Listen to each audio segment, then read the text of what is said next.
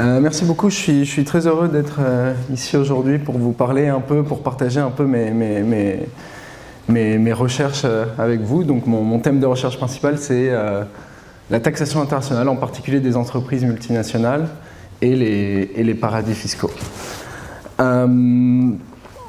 Lorsqu'en mai-juin dernier, je réfléchissais au thème de cette conférence, donc je me suis dit que j'avais parlé effectivement de taxation internationale et paradis fiscaux, mais ça peut être abordé sous divers angles possibles.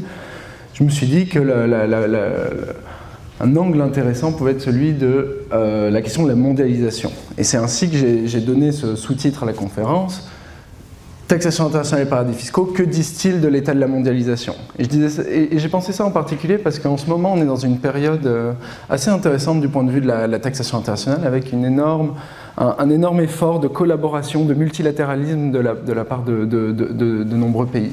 Et je me suis dit qu'il serait intéressant de comprendre un peu comment ce multilatéralisme s'est mis en place, comment on peut l'interpréter, est-ce qu'on peut être optimiste ou pessimiste à ce propos, parce que c'est intéressant en soi, à propos de la taxation internationale, mais aussi parce qu'on est dans un moment où on a un fort besoin de multilatéralisme dans beaucoup de domaines particuliers. Il y a beaucoup des grands défis, si vous voulez, qui se posent au niveau mondial, qui vont nécessiter du multilatéralisme. C'est le cas des problèmes de santé globale, on l'a vu avec le Covid, c'est le cas des problèmes écologiques qui vont nécessiter la mise en place de politiques de coopération globale, et c'est évidemment le cas dans le cas des problèmes de taxation. Alors, j'ai mis un second sous-titre à cette conférence, taxation internationale et paradis fiscaux, que disent-ils de l'état de la mondialisation et du budget 2025? Je l'ai mis entre parenthèses parce que ça ne va pas être le cœur de mon intervention, mais je vais essayer d'en parler rapidement et aussi on pourra revenir là-dessus pendant les questions. Donc ma présentation elle va se dérouler en deux temps, alors en trois temps. Dans un premier temps, je vais faire une introduction en essayant de rappeler rapidement pourquoi on met en place des impôts. Et ça va nous permettre de comprendre pourquoi la taxation interne, comment la mondialisation vient perturber la manière dont l'État est capable d'imposer individus et sociétés. Ensuite, justement, je vous parlerai un peu de la mise en place tout au long du XXe siècle des principes de la taxation internationale et de ce que ça peut dire des évolutions de la mondialisation tout au long du XXe siècle. En particulier, je reviendrai sur l'histoire des paradis fiscaux, qui est un peu le sujet durant lequel j'ai beaucoup travaillé ces dernières années. Et enfin, je vous expliquerai où on en est actuellement, où en sont toutes ces négociations internationales actuelles. Vont-elles, signent-elles la fin des paradis fiscaux ou pas? Vont-elles aboutir? Donc, il me semble que pour bien comprendre l'importance des questions de taxation internationale et de paradis fiscaux, il faut d'abord revenir sur un peu la question originelle, c'est pourquoi, quel est le rôle de l'impôt dans une société. Et donc, il faut bien comprendre que l'impôt, c'est quelque chose qui est vraiment consubstantiel à l'État. C'est-à-dire, l'impôt, c'est quelque chose qui n'existerait pas sans l'État, et l'État aurait du mal à exister sans impôt. Il y a des anthropologues qui définissent même l'État comme étant un groupement de fonctionnaires capables d'imposer des citoyens en leur donnant en retour de la protection. D'accord ? Et donc, c'est essentiel de comprendre la place de l'impôt dans l'État, aussi parce que, et on peut voir que cette place est importante, parce que les grandes révoltes, les grandes révolutions sont très souvent des révoltes ou des révolutions fiscales. C'est le cas de la Révolution française, qui est liée à tous ces privilèges d'anciens régimes qui vont participer à la mise en place des États généraux, etc. Alors, évidemment que la Révolution française n'est pas uniquement une question d'impôts, mais c'est les impôts c'est la question des impôts qui la génèrent. C'est pareil pour l'indépendance des États-Unis. L'indépendance des États-Unis est très liée à cette phrase qui a été dite à l'époque, « No taxation without representation ». So, pas de taxation sans représentation politique. Cette phrase dite par les colons américains revient à dire « Si vous voulez nous taxer, nous devons être des sujets politiques, nous devons être des citoyens, nous devons pouvoir mettre en place nous devons pouvoir participer à la vie politique. » Et dans une moindre mesure, c'est aussi le cas de récemment des gilets jaunes qui ont aussi pour point de départ des questions fiscales. Tout ça pour dire que bien souvent le contrat social est aussi un contrat fiscal, et c'est pas pour rien que dans les premiers articles de la Déclaration des droits de l'homme et du citoyen, on parle des questions d'impôt, du rôle que l'impôt joue pour l'État et aussi du contrôle des citoyens sur l'impôt. Donc, quelles sont les fonctions de l'impôt dans nos États modernes? La première fonction de l'impôt dans nos États modernes, c'est celle de participer à la mise en place, au financement de biens publics et de services publics. Si vous voulez, on s'accorde sur le fait qu'il y a tout un certain nombre de services publics et de biens publics qui ne seront pas financés si on les laissait au marché privé, et que l'État doit intervenir pour permettre la création d'hôpitaux, d'universités, d'écoles, le financement d'infrastructures qui vont être à même de générer de la croissance. Et donc le premier rôle des impôts dans une société, c'est celui de financer ces biens publics. Et il faut voir que tout au long de l'histoire, le rôle des impôts a grandement évolué. Donc jusqu'aux Premières Guerres mondiales, on était dans ce qu'on peut appeler un système de taxation pré-moderne, c'est-à-dire l'impôt jouait un rôle très petit dans le revenu national. Donc ici, on regarde quelle est la part des recettes fiscales dans le revenu national, et dans différents pays européens d'Europe de l'Ouest. Jusque grossièrement à la Première Guerre mondiale, l'impôt sert uniquement à financer l'armée, la police, la justice, l'administration. Tout ce qui est régalien, d'accord? Mais à partir de la Première Guerre mondiale, il y a plusieurs problèmes qui se posent. Il y a premièrement un besoin de ressources fiscales pour financer la guerre, puis pour financer la reconstruction. Et il y a aussi une demande sociale très importante qui va passer notamment par des grèves, par un important mouvement social, un important mouvement ouvrier.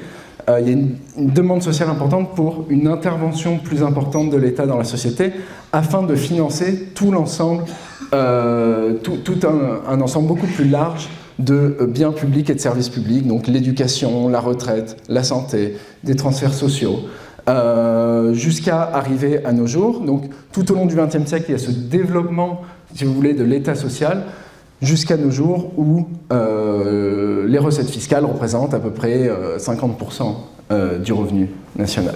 D'accord? Donc ça, c'est le premier rôle des impôts, financer les biens publics. D'accord. Un deuxième rôle très important des impôts, c'est celui de lutter contre les inégalités. D'accord? Donc, pourquoi c'est le cas? C'est le cas notamment parce que dans nos sociétés, disons, social-démocrates de marché, il y a cette idée que l'allocation des ressources avant l'impôt doit être faite par le libre jeu du marché, et que ensuite ce libre jeu du marché va créer des inégalités, va créer des injustices dans la société, et que le système d'imposition doit être à même de corriger ces inégalités. D'accord? C'est pas le cas partout. Dans les sociétés, par exemple, socialistes, dans un premier temps, il n'y a pas un libre jeu du marché qui vient déterminer les ressources de chacun.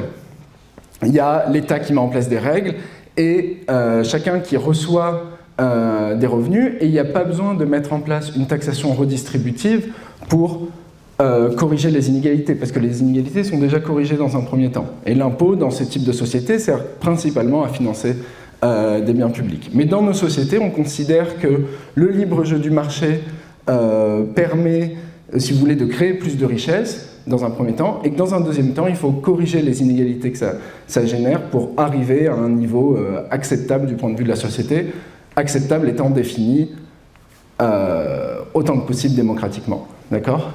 Et c'est pour ça que sont mis en place dans, si vous voulez, donc ces fameuses social-démocraties de capitalistes ou de marché, des impôts progressifs. Donc qu'est-ce que sont les impôts progressifs ? C'est des impôts où chacun, où les plus riches payent une part plus importante de leur revenus. Donc ça, c'est un graphique qui est issu d'un rapport récent de Gabriel Zucman, justement sur la taxation des milliardaires, on y reviendra, qui nous montre par tranche de revenus. Donc, on a classé les gens par leur niveau de richesse, par leur niveau de revenus, pardon, ici. Donc là, on a les 10% des personnes les plus pauvres, ceux entre les 10% et les 20%. Là, on a les 0,1% les plus riches de la société, les 0,01% les plus riches de la société. Ici, on a les milliardaires. Et pour chacun de ces groupes de la société, on va regarder quel est leur taux d'imposition moyen en fonction de leurs revenus avant impôt. Donc, si vous avez des revenus du travail, que vous payez vos impôts selon le barème progressif, on prend tous les revenus que vous avez gagnés dans l'année, tous les impôts que vous avez payés, et on divise les impôts payés par les revenus. Ce qu'on voit, c'est que dans l'ensemble, toutes ces courbes sont croissantes dans un premier temps, c'est-à-dire que les individus les plus pauvres de la société payent moins d'impôts que les individus les plus riches. Et ça permet de faire de la redistribution, c'est-à-dire que non seulement les personnes les plus riches vont payer plus, et en plus les personnes les plus pauvres vont recevoir des transferts de la part de l'État, et ça permet une correction des inégalités. Ce que ce graphique illustre aussi, c'est que vers la fin de la distribution, pour les très très riches, donc évidemment il n'y a pas le même nombre de personnes dans chaque case. Dans toutes ces cases-là, il y a 10% de la population. Ici, entre 90 et 95, il y a 5% de la population, 1% de la population. Et les milliardaires, c'est 0,00002% de la population. C'est très peu de personnes. Mais on voit qu'à partir d'un certain seuil, les personnes très très riches, la quantité d'impôts qu'elles payent en part de leurs revenus commence à décroître. D'accord ?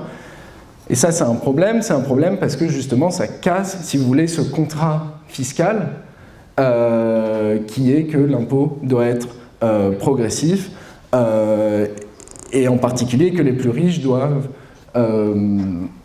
participer plus aux recettes fiscales. D'accord ? Et que l'impôt doit aussi corriger les inégalités. Et ce qui est important de comprendre, c'est pourquoi ces plus riches payent moins d'impôts que les autres en proportion de leurs revenus. C'est parce qu'ils sont capables d'organiser leurs revenus de manière à, si vous voulez, à ce que leurs revenus ne soient pas des revenus fiscaux pour l'administration fiscale et que donc ceux-ci ne soient pas taxés. Ça passe par exemple par la mise en place de holding familiales où les revenus sont séparés des individus par ces fameuses holdings qui ne seront pas taxés de la même manière. Mais ce qu'il faut bien comprendre, et c'est là que je veux en venir, c'est que la plupart des revenus des milliardaires, c'est pas comme vous et moi, je suppose, des revenus issus du travail, des salaires, c'est des revenus issus de leurs entreprises. Donc si on prend Bernard Arnault, qui est donc l'homme le plus riche de France, ses revenus sont essentiellement les profits faits par LVMH. D'accord ? Et donc la seule manière et Bernard Arnault organise ses revenus personnels de manière à ce qu'ils ne soient pas taxés. Et la seule manière dont on arrive à taxer Bernard Arnault, c'est ce niveau-là, c'est grâce à l'impôt sur les sociétés. Pourquoi ? Parce que LVMH va payer l'impôt sur les sociétés de 25% en France, et donc cela va venir diminuer de 25% les profits de LVMH qui sont in fine détenus par Bernard Arnault et le reste de sa famille. D'accord ? Donc il faut bien comprendre que la seule manière dont on arrive à taxer les richesses, les personnes les plus riches en France, mais aussi dans les autres pays, donc en Italie, aux Pays-Bas ou aux États-Unis, c'est en taxant les entreprises qu'ils possèdent. Et ça, c'est important parce que je vais vous parler de l'évasion fiscale des entreprises. Donc, quand les entreprises font de l'évasion fiscale, non seulement elles ne participent pas au financement des biens publics et des services publics, mais en plus, elles permettent à leurs détenteurs, qui sont parmi les plus riches d'une société, de ne pas payer d'impôts, et donc il va y avoir un impact négatif sur les inégalités. Et de la même manière, lorsqu'on baisse le taux de taxation des entreprises, qui par exemple a été baissé en France de 33% à 25% par Emmanuel Macron, on va diminuer cette part que les personnes les plus riches, cette part d'impôt que les personnes les plus riches payent en fonction de leurs revenus. Donc ça, c'est pour bien insister sur le rôle de l'impôt sur les sociétés le rôle de l'impôt sur les sociétés dans nos économies. L'impôt sur les sociétés est un impôt fortement redistributif. D'accord ?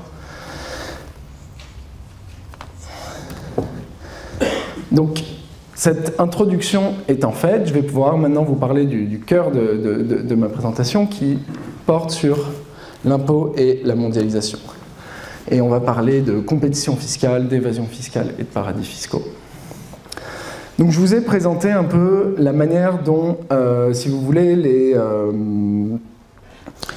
l'impôt fonctionne dans une société, sans vous parler des problèmes qui sont posés par la mondialisation. Qu'est-ce qui se passe quand, en fait, il y a plusieurs pays dans le monde qui ont plusieurs systèmes d'impôts, et quand les individus et les entreprises sont mobiles à travers les pays. On peut se déplacer et profiter du système d'impôt d'un autre pays. Le premier problème, c'est le suivant, c'est que je vais pouvoir, en tant qu'individu ou en tant qu'entreprise, organiser mes activités de manière à déplacer artificiellement mes revenus, ou mes profits, si je suis une entreprise, dans des pays à faible taxation, dans des paradis fiscaux, par exemple. Donc si vous voulez, la mondialisation va augmenter les opportunités d'évasion fiscale. La mondialisation va aussi augmenter les opportunités si vous voulez, de ce qu'on appelle en économie de réponse comportementale, c'est-à-dire les impôts augmentent dans mon pays, alors je vais localiser mes activités, changer mes usines de localisation et les mettre en Allemagne parce que les impôts sont trop forts en France. Et donc, l'aspect international, cette mondialisation va mettre en concurrence les États pour attirer les ressources. Et ça va avoir des conséquences importantes, comme on va le voir. Le deuxième problème, quand on est dans un contexte de mondialisation, c'est la manière dont on va taxer des activités. On a des individus et des entreprises qui ont des activités à travers plusieurs pays. La question, c'est comment on les taxe. Qui a le droit de taxer ces activités? Comment doit-on répartir les droits à taxer dans une économie?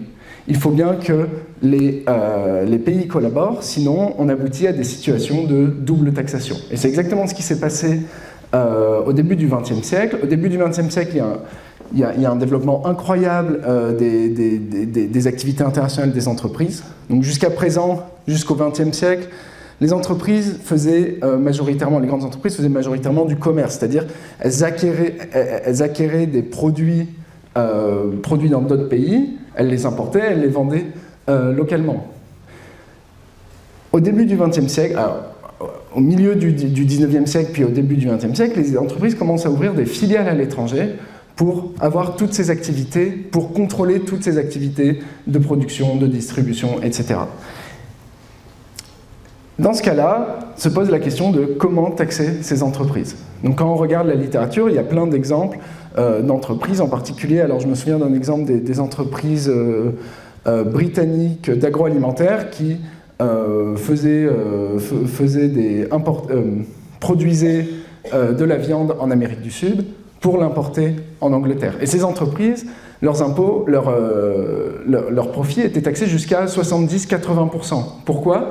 Parce que l'Angleterre disait « Vous êtes une entreprise britannique, on va taxer toutes vos activités, tous vos profits. » Et l'Argentine, en l'occurrence, disait « Vous avez une activité chez nous, vous faites des profits chez nous, on va aussi les taxer. » Et donc il y avait des problèmes de double taxation. Et ça n'a pas énormément plu à ces entreprises. Et donc après quelques années de lobbying intense, les États, dans le cadre de la Société des Nations, se sont réunis et se sont dit « Bon, on va essayer de trouver une solution à ça. Qu'est-ce qu'il faut faire pour arrêter la double taxation des activités de ces entreprises ?» Et donc il y a des économistes qui se sont réunis et qui ont mis en place un nouveau système de taxation internationale qui consiste à dire les établissements des entreprises doivent être perçus d'un point de vue fiscal comme des établissements totalement indépendants. C'est-à-dire que les prix d'échange entre ces établissements doivent être comme des prix de marché. Ainsi, si les entreprises se comportent comme des entités indépendantes, elles vont faire des profits qui représentent leur activité économique, et ainsi chaque État, en taxant les entreprises qui sont sur son territoire, seront à même de taxer l'activité économique qui est faite sur leur territoire. D'accord ?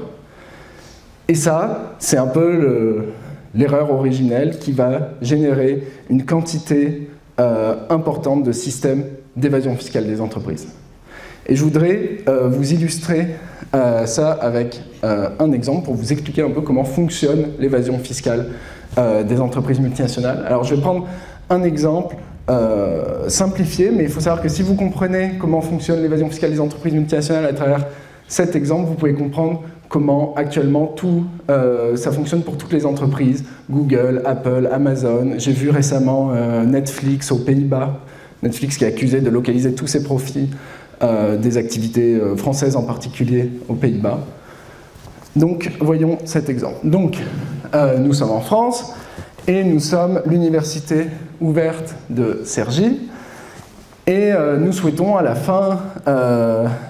fin des conférences offrir pas offrir, mais vendre quelques boissons pour se désaltérer. Dans un monde, si vous voulez, sans évasion fiscale, l'université ouverte va importer des bouteilles de jus de pomme de Bretagne. L'université ouverte achète ces bouteilles de jus de pomme pour 100, les vend pour 120 en faisant un petit profit qui va permettre de financer d'autres activités, fait des profits de 20, l'impôt en France est de 25%, et donc l'université ouverte paiera 5 € d'impôt. D'accord ? Maintenant, c'est possible pour l'université ouverte de structurer ses activités d'une manière un peu différente en ouvrant une filiale de l'université de Cergy en Suisse. Suisse qui est un paradis fiscal notoire, en particulier parce que la Suisse a des taux de taxation, de taux d'imposition des entreprises relativement bas, mais aussi parce que la Suisse est connue, ou était connue, alors tout ça est en train de changer, c'est dur de savoir, pour négocier des taux d'imposition spécifiques avec les entreprises sur son territoire. Et de manière opaque, évidemment. Donc, ce que peut faire l'université ouverte, c'est que la filiale suisse peut acheter ces bouteilles, dans un premier temps, et les revendre à la filiale française de l'université ouverte, et ainsi organiser son activité telle que voici. La filiale suisse de l'université ouverte achète le jus de pomme pour un total de 100, donc le producteur de jus de pomme, rien ne change pour lui, les revend à la filiale française pour un total de 120, fait ainsi 20 de profit, et supposons que son taux d'imposition en Suisse soit de 5%, paye 1 d'impôt. Qu'est-ce qui se passe maintenant pour la filiale française de l'université ouverte? Elle achète à sa filiale les bouteilles pour 120, les revend pour 120, fait 0 € de profit, et ainsi paye 0 € d'impôt. Finalement, ce qu'on voit, c'est que les impôts payés... Alors, la filiale suisse de Cergy, de l'université ouverte, est possédée par la filiale française. Donc, à la fin, il y a bien 20 de profits qui sont faits et qui vont bénéficier aux propriétaires de cette entreprise. Donc, les profits dans les deux situations, les profits avant impôt dans les deux situations sont exactement les mêmes. Ce qui a changé, c'est que les impôts payés sont bien moindres grâce à cette organisation. Ce qui a changé aussi pour la France, c'est qu'avant, la France collectait 5 € d'impôts et peut en collecter à présent 0, alors que la Suisse, dans laquelle il n'y a eu absolument aucune activité, a généré 1 € de recettes fiscales grâce à son statut de paradis fiscal. Et d'ailleurs, on peut noter que dans ce schéma d'évasion fiscale, et ça correspond exactement à ce qu'on voit, les bouteilles de jus de pomme, elles suivent le même trajet. Elles prennent un camion de Bretagne jusqu'à Cergy. Elles n'ont pas besoin de passer par la Suisse. C'est juste une opération comptable qui consiste à déplacer les profits normalement faits en France vers la Suisse. Et ce qui ne va pas ici, ce qui est contre les règles internationales, c'est que ces deux entités de l'université ouverte en France et en Suisse doivent échanger comme si elles étaient séparées. Et là, on voit bien que ce n'est pas le cas. Sinon, la filiale française de l'université ouverte n'aurait dans aucun monde un intérêt à acheter des bouteilles de jus de pomme pour 120 quand le producteur les vend pour 100. Ce n'est possible que parce que la filiale suisse fait partie du même groupe et donc que la filiale française est bien disposée à payer beaucoup plus cher pour cet import. Et donc c'est exactement ce qui se passe dans le monde des grandes entreprises. Google a été condamné, il me semble, en France pour des pratiques similaires, où Google importait des services, donc là c'est pas des biens, c'est des services, c'est encore plus immatériel, et c'est des choses dont on connaît encore moins bien le prix qu'un jus de pomme, importait des services de sa filiale irlandaise à un prix beaucoup trop élevé par rapport à la valeur de ce service, ce qui, in fine, conduit à localiser énormément de profits de la filiale française en Irlande, où Google bénéficiait d'un taux négocié avec les autorités irlandaises, etc. Alors ça, normalement, c'est fini, mais c'est un exemple, si vous voulez, réel. Et donc, évidemment, l'exemple que je vous donne là, c'est un exemple simplifié. Dans la réalité, ça ressemble plutôt à ce genre de choses, que je suis moi-même bien incapable de comprendre, je vous rassure. Mais ce qu'il faut noter ici, ce qui est intéressant, c'est que c'est un graphique qui est issu des LuxLeaks. Alors, je ne sais pas si vous savez ce que c'est, les LuxLeaks. Les LuxLeaks, c'est une suite de données du Luxembourg, où un lanceur d'alerte a révélé que le Luxembourg, lui aussi, négociait des taux de taxes avec des entreprises, négociait l'imposition de certaines entreprises multinationales. Alors ici, on parle de Vodafone, entreprise de téléphonie britannique. Et on voit deux choses. On voit premièrement que c'est le cabinet de conseil PricewaterhouseCoopers, PwC, qui a négocié ça pour eux. Et en haut à droite que ce schéma d'évasion fiscale qui passe par la Suisse, par le Luxembourg, à nouveau par la Suisse, etc., est bien visé en haut à droite par le service des impôts luxembourgeois, qui donc avait cette activité, négociait ainsi les impôts de ces entreprises pour que les entreprises localisent un peu de leurs recettes, un peu des profits au Luxembourg, et que le Luxembourg taxe des entreprises qui n'ont fait aucune activité domestique. Si on regarde au cours du temps ce que ces activités coûtent, donc là je vous montre un graphique qui nous montre les pertes de revenus dues au déplacement de profits dans les paradis fiscaux, donc aux pratiques que je viens de décrire, depuis 1975 jusqu'à nos jours. Et ce qu'on voit, c'est qu'en fait, le système de taxation dont je vous ai parlé, de séparation des filiales, finalement, il était peut-être justifié jusque dans les années 80-90, c'est-à-dire que jusqu'aux années 80-90, la mondialisation de l'économie était telle qu'il n'y avait pas tant de possibilités que ça d'évasion fiscale entre les pays.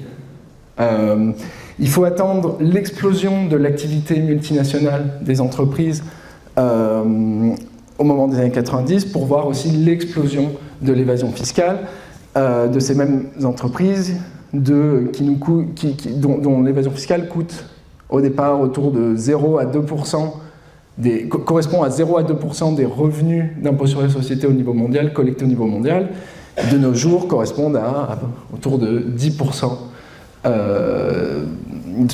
de l'impôt sur les sociétés collecté au niveau mondial. Et là, en 2015, je reviendrai là-dessus, c'est le début de ce projet anti-évasion fiscale mené depuis l'OCDE qui s'appelle Base Erosion and Profit Shifting, donc un projet contre l'érosion des bases fiscales et le déplacement de profits dans les paradis fiscaux, qui semble peut-être avoir un effet. C'est tout l'objet de nos recherches actuelles en tant qu'économistes, de comprendre quels sont les effets de ces réformes. Donc tout ça pour vous dire que, effectivement, la mondialisation introduit du trouble dans la manière dont on est capable d'imposer les entreprises. Et pour revenir à ce que je disais avant, ça a des conséquences sur le budget, à quel point, combien on est capable de collecter pour financer biens publics et services publics, mais ça a aussi des impacts sur les inégalités, parce que à chaque fois que les entreprises font ces pratiques d'évasion fiscale et paiement d'impôts, c'est les plus riches de la société qui diminuent le montant d'impôts qu'ils payent, et donc en rupture, si vous voulez, avec ce fameux contrat fiscal. D'accord ? Et pour revenir au budget 2025, j'ai rajouté cette petite slide pour voir à peu près qu'est-ce que représente pour la France l'évasion fiscale des entreprises multinationales, pour voir si ça serait suffisant pour faire un budget de réussir à limiter cette évasion fiscale. Sachant aussi que limiter l'évasion fiscale des entreprises multinationales, malheureusement, ça a un coût. Ça a un coût en termes d'agents du ministère des comptes publics, ça a un coût en termes de peut-être que si les entreprises ne peuvent plus faire d'évasion fiscale, elles vont aller faire leurs activités ailleurs, etc. Donc le budget de l'État, en ce moment, il est autour de 350 milliards de recettes pour 450 milliards de dépenses. Et l'évasion fiscale de l'impôt sur les sociétés est estimée à 5 à 13 milliards. C'est une fourchette large, mais parce que c'est, alors ça c'est notre métier au quotidien, c'est essayer de comprendre comment on peut chiffrer le coût de l'évasion fiscale, en particulier des entreprises multinationales, parce que c'est pas quelque chose qu'on observe. Donc il faut trouver des moyens un peu de voir comment trouver, si vous voulez, des indices dans des données sur le coût de cette évasion fiscale. Donc 5 à 13 milliards, c'est beaucoup, mais c'est pas suffisant pour combler des trous qui vont jusqu'à 60-80 milliards dont on parle actuellement. Donc ma réponse sur que disent la taxation internationale et les paradis fiscaux du budget 2025, c'est que ça permettrait de réduire, si vous voulez, les contraintes qui pèsent sur le budget, mais ce n'est pas encore suffisant. Si on élargit un peu à tous les autres impôts, donc impôt sur les sociétés, plus impôt sur les revenus, plus la TVA, etc., la Cour des comptes estime entre 30 et 100 milliards d'euros d'impôts annuels perdus à cause de ces pratiques. Et encore une fois, on est un peu interdit face à une fourchette si large, parce que c'est des pratiques qu'on n'observe pas et c'est très dur de quantifier tout ça. La seule chose qu'on sait avec à peu près certitude, c'est que le contrôle fiscal permet de ramener parmi ces 30 à 100 milliards, 15 milliards d'euros. Donc il y a quand même une part non négligeable de l'évasion fiscale totale qui revient, si vous voulez, dans les caisses de l'État.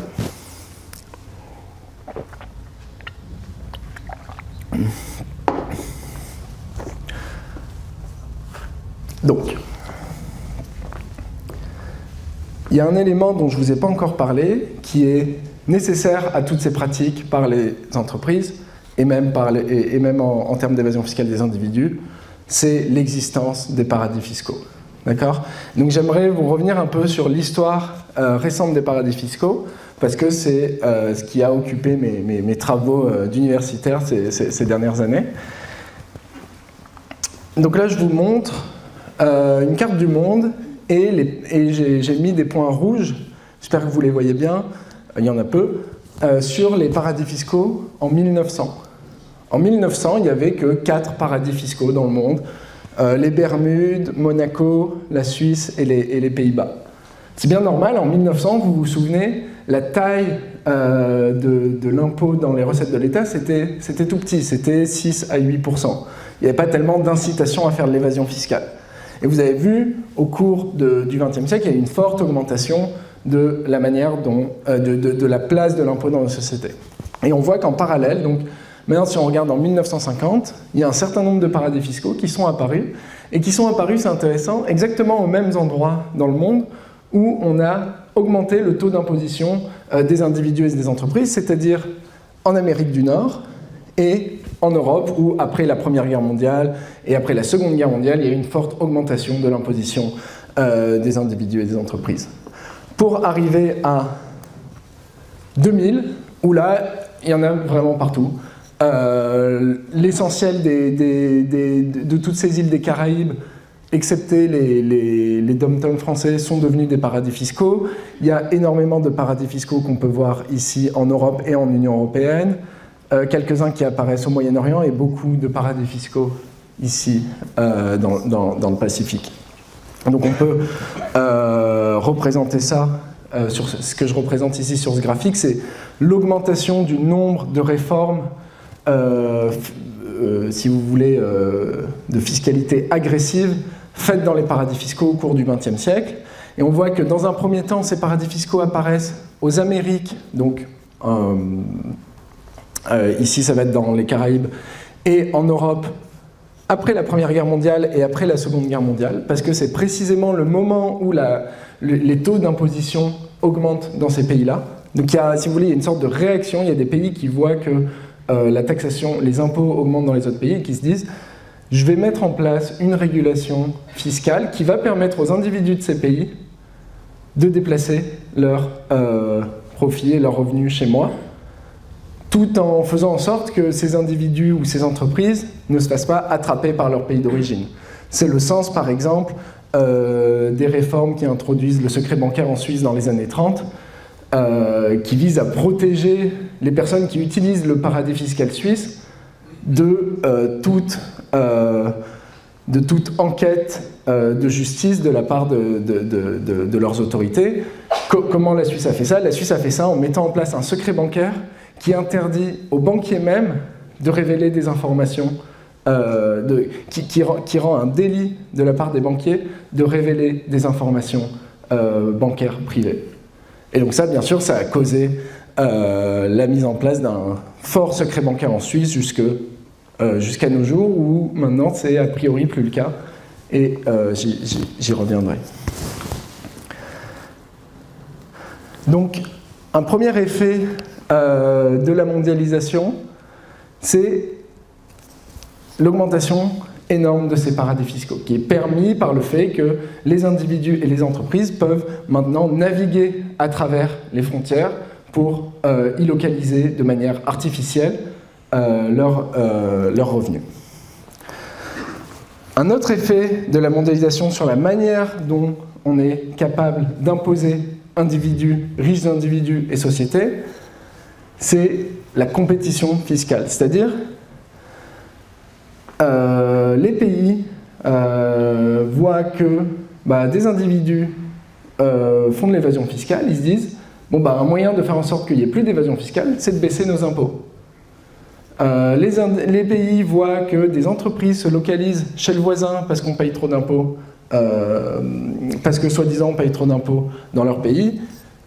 Une réponse, c'est « je peux aussi diminuer mes impôts ». Et c'est exactement ce qu'on a vu au cours du XXe siècle. Alors là, je montre au cours du XXIe siècle, mais c'est une diminution progressive du taux d'imposition des entreprises, dont le taux d'imposition moyen dans les pays de l'OCDE, donc c'est la ligne blanche ici, était autour de 32% dans les années 2000, et il a baissé jusqu'à 25% de nos jours dans les pays de l'OCDE. C'est exactement la trajectoire suivie par la France, dont le taux d'imposition sur les sociétés a baissé entre 2017 et 2021 de 33% à 25%. Et comme je vous l'ai dit, à chaque fois qu'on baisse le taux d'imposition sur les entreprises, on baisse le taux d'imposition qu'on impose in fine aux milliardaires, et donc on limite la manière dont l'impôt joue et diminue les inégalités. Mais bien sûr, le second problème, c'est que, à mesure qu'on baisse le taux d'impôt sur les sociétés, on diminue nos recettes fiscales, d'accord? Et si on diminue nos recettes fiscales, mais pourtant l'État doit financer services publics, biens publics, donc il faut payer pour les universités, les hôpitaux, les routes, etc. Et donc on voit peu à peu que l'impôt va se reporter sur d'autres personnes. Donc ici, ce que je vous montre, c'est l'évolution du taux d'impôt sur différentes strates de la population entre 1980 et 2007, en moyenne dans 65 économies dans le monde. Ce qu'on voit, c'est que, ce que je vous ai déjà montré, la courbe rouge nous montre la baisse du taux d'impôt sur les sociétés, de 45% à 30% dans ces 67 pays. La courbe verte, c'est la baisse du taux d'impôt sur les 1% les plus riches dans la société, qui passe de 40% à 32%. Et bien pour compenser les pertes de recettes fiscales liées à cette baisse d'impôts sur différentes strates de la population, on baisse leurs impôts parce qu'on pense qu'ils sont mobiles. Les individus les plus riches de la société, si on augmente leur taxation, ils partiront ailleurs, comme Bernard Arnault est parti en Belgique, comme d'autres sont partis en Suisse, etc. Et pour compenser, on augmente, et c'est ce qu'on voit en gris, le taux d'imposition sur les classes moyennes.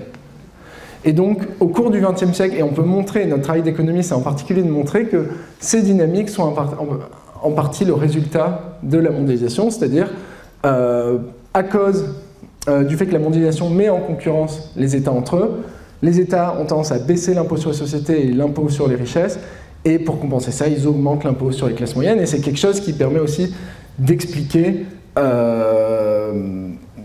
plus généralement les critiques qui sont adressées de manière politique par certains sur le taux d'imposition. Et je pense qu'en particulier les manifestations des Gilets jaunes étaient dues à ça. Au moment des Gilets jaunes, c'était une question de taxe carbone, etc. Mais ça illustre ce fait qu'on a l'impression de plus en plus que les plus riches de la société payent relativement moins d'impôts en fonction de leurs revenus, alors que l'impôt sur la classe moyenne a tendance à augmenter au cours du temps.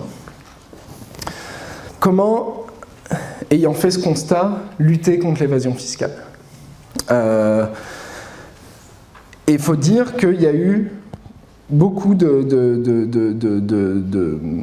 tentatives récentes pour lutter contre l'évasion fiscale, en particulier parce que les États se sont rendus compte, notamment après la crise de 2008, que tout ça, ça avait conduit à créer des tensions politiques, à diminuer leurs recettes fiscales, et que peut-être que pour continuer à fonctionner sereinement, les États auraient peut-être plus besoin de taxer,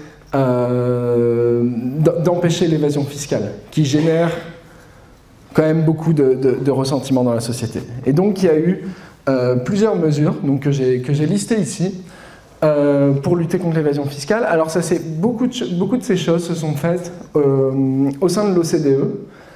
Donc l'OCDE, c'est un club de pays riches, hein.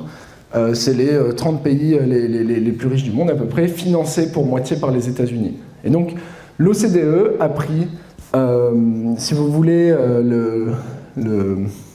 est devenu le forum de négociation mondiale pour les questions de taxation internationale après la Seconde Guerre mondiale. Après la Seconde Guerre mondiale, l'OCDE s'est mis à mettre en place des modèles de conventions multilatérales, à accueillir en son sein des pays pour discuter ensemble. Ce qui a beaucoup été critiqué, parce que l'OCDE étant financée pour moitié par les États-Unis, a pu avoir tendance à favoriser dans ces négociations les pays les plus riches, les pays dits exportateurs de capitaux. Quoi qu'il en soit, ces pays, après la crise de 2008, ont eu besoin de plus de recettes fiscales et se sont tournés un peu vers l'OCDE pour dire il faut mettre en place quelque chose. Et ce qui a été mis en place, c'est ce dont je vous ai parlé, le fameux programme BEPS, Base Erosion and Profit Shifting, donc le programme contre l'érosion des bases fiscales et le déplacement des profits dans les paradis fiscaux.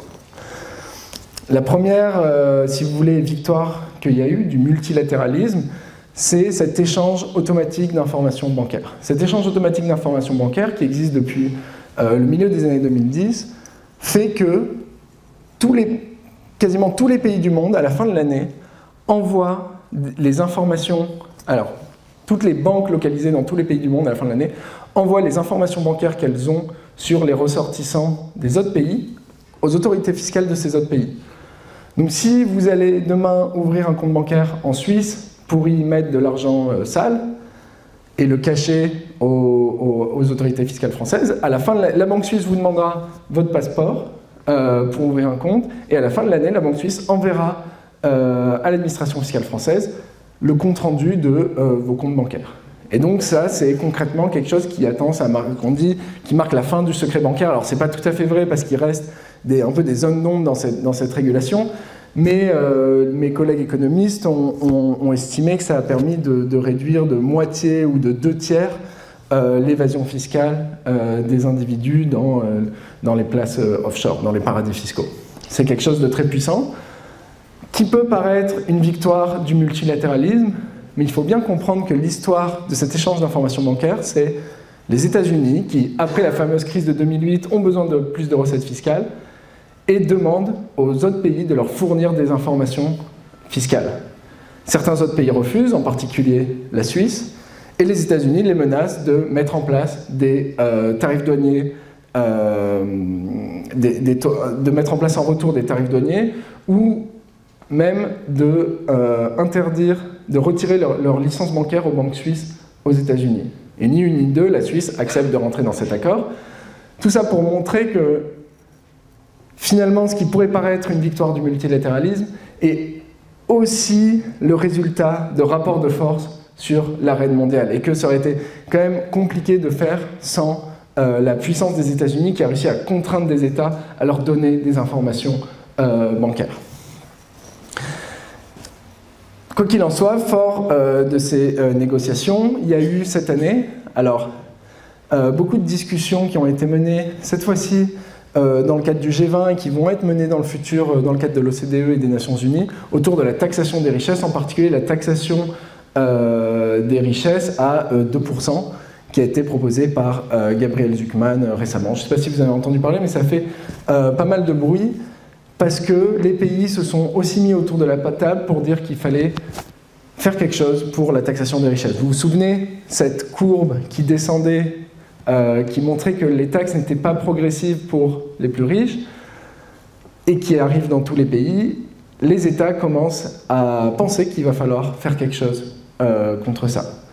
Mais encore une fois, c'est très compliqué de les convaincre, en particulier depuis l'élection de Donald Trump aux États-Unis, qui n'est pas connu pour être fan du multilatéralisme. D'accord ? Et donc, je serais plutôt pessimiste sur la capacité de ces discussions à avancer dans les 4 prochaines années. Encore une fois, parce que c'est compliqué sur l'arène internationale, en parlant d'imposition, c'est compliqué de faire sans les États-Unis. Ça, c'est pour ce qui est des individus. Pour ce qui est des entreprises, il est vrai, une mise en place vraiment importante, de moyens importants au sein de l'Union européenne, qui a décidé un peu de devenir, si vous voulez, leader en termes de politique, si vous voulez, de lutte contre les politiques fiscales agressives. Donc il y a eu ces... Alors, je vous ai mis les acronymes ATAD, ça veut dire Anti-Tax Avoidance Directive, donc les directives contre l'évasion fiscale, qui ont cherché à harmoniser les pratiques mises en place par les États contre l'évasion fiscale et les directives DAC qui mettent en place des coopérations administratives entre les États qui partagent énormément d'informations entre eux pour empêcher l'évasion fiscale. Ça, c'est une première chose. L'autre chose, et qui est vraiment importante à mes yeux, c'est la taxation minimum des entreprises. La taxation minimum des entreprises, c'est la plupart des États du monde maintenant qui ont signé cet accord pour dire que les entreprises ne pouvaient pas être taxées sous le taux de 15%. Et ce taux de 15% pouvant être aussi à discuter, pouvant varier.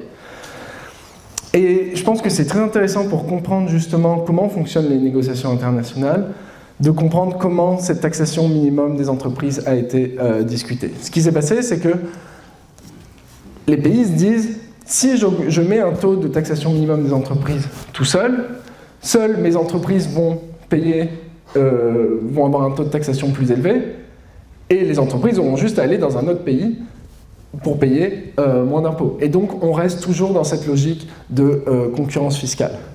Donc ce qui s'est passé, c'est qu'ils ont cherché à mettre en place des outils incitatifs. Ça, c'est ce que les économistes aiment faire, c'est mettre en place des outils dont la structure des incitations va pousser les autres pays à coopérer. Le problème avec les taux d'impôt, si j'augmente mon taux d'impôt de, je sais pas, 25 à 30%, les autres pays, ce qu'ils ont intérêt à faire, c'est pas du tout d'augmenter leur taux d'imposition, c'est de le garder aussi bas pour attirer d'autres entreprises.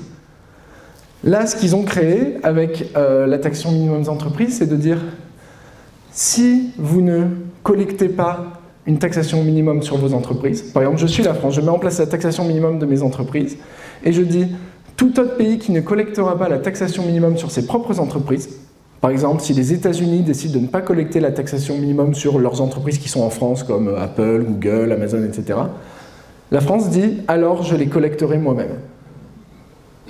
D'accord ? Donc, les États-Unis, en retour, se disent, mais si la France la collecte elle-même, autant la collecter nous-mêmes. Et c'est la mise en place de ces mécanismes incitatifs qui poussent tous les pays à rentrer dans ces accords, parce qu'ils se disent que s'ils ne les collectent pas eux-mêmes, quelqu'un d'autre le fera à leur place, et donc autant que ce soit eux qui les collectent. Et donc ces mécanismes d'incitation étaient plutôt bien trouvés, et a poussé quasiment tous les pays du monde à rentrer dans cet accord. Le problème, c'est que, évidemment, avec l'élection de Donald Trump, encore une fois, qui n'est pas fan de multilatéralisme ni d'imposition des entreprises. Il y a ce gros risque qui est discuté actuellement et donc qui viendrait peut-être mettre une dose de pessimisme dans vous vous souvenez, le premier tweet que je vous ai montré au début qui disait la taxation internationale, c'est une révolution dans la coopération des États. C'est que Donald Trump peut très bien dire non, vous n'allez pas taxer mes entreprises, moi non plus, parce que si vous les taxez, je mettrai en place des tarifs douaniers en retour et je mettrai en place des politiques négatives à votre égard en retour. Et ça, on peut le craindre et malheureusement, c'est ce que les observateurs, les spécialistes craignent. C'est-à-dire que les États-Unis empêchent la mise en place de ces mécanismes au niveau mondial en empêchant le fait que leurs entreprises y soient soumises. Ce que je pense malgré tout, c'est que l'Europe, l'Union européenne est bien engagée dans ce processus et va probablement maintenir ces outils, mais le fait que les États-Unis en sortent met une sorte de coup important, un coup d'arrêt important, parce que évidemment, si on n'est pas capable de mettre une taxation minimum sur les entreprises états-uniennes, on rate une grande partie des profits mondiaux et une grande partie de l'évasion fiscale mondiale dont on sait, dont les travaux montrent que les entreprises multinationales américaines sont friands. Okay. Un autre objet de toutes ces négociations internationales, c'était la taxation des activités digitales. On a vu que depuis une vingtaine d'années, les États... depuis une vingtaine d'années, une grande partie des activités des multinationales est passée du commerce de biens au commerce de services, et donc il y a des États qui se sont sentis lésés parce qu'il y avait y a des entreprises qui ont une activité digitale, si vous voulez, sur place, sans avoir d'activité physique, et que donc on ne peut pas les taxer. Pensez par exemple à Netflix. Je ne sais pas si Netflix a une filiale en France, mais si Netflix n'a pas de filiale en France, et seulement une filiale aux Pays-Bas, la France n'est pas capable vraiment de taxer Netflix sur les activités qu'elle a en France, alors qu'il y a plusieurs millions d'utilisateurs de Netflix en France. Et donc les États se sont aussi mis autour de la table dans le cadre de l'OCDE pour discuter de tout ça. Le problème étant le suivant, avec l'idée suivante. L'idée suivante, c'est de mettre les profits des entreprises multinationales dans un pot commun et que les États se répartissent une partie de la base taxable de ces entreprises en fonction de où ces entreprises font leurs ventes.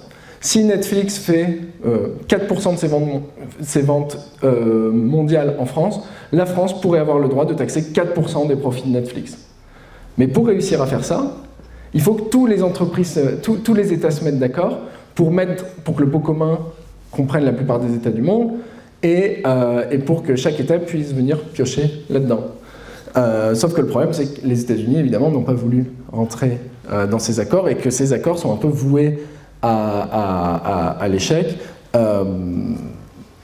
parce qu'en l'absence des États-Unis, on perd énormément d'entreprises multinationales auxquelles on ne peut pas appliquer ces nouveaux mécanismes de taxation, et donc la réforme aurait peu d'intérêt. L'autre problème, c'est que